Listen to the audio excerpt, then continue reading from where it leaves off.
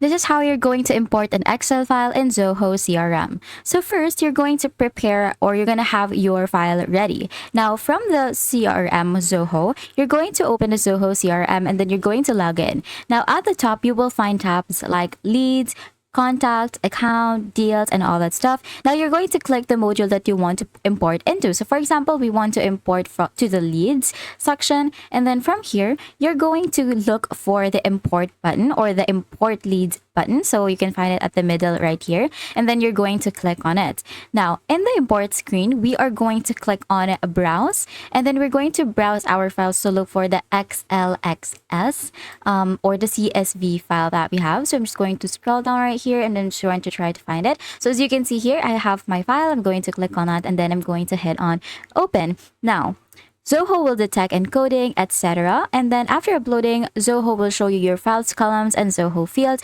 once you click on next. So let's just click on that. And then it's going to ask us, what do you want to do with the records in the file? We can add as new leads or update existing leads only, or we can also do both, but it's only for the paid edition. For this one, I'm just going to click on add as new leads. And then from here, you will see it mapped. So if some fields don't exist in Zoho, you can create new fields and then skip blank columns. So you can also add here some fields to import like actual revenue and all that stuff. So I'm just going to click on next. After, I'm just going to make sure that you have it filled out, and then let's just click on next.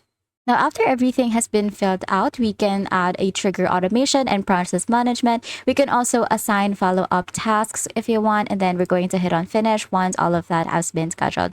Now, as you can see, it will take a few minutes to complete this import, and that's it. That is how you are going to import Excel file in Zoho CRM. If this video helped you, please don't forget to like the video and subscribe to the channel for more videos like this.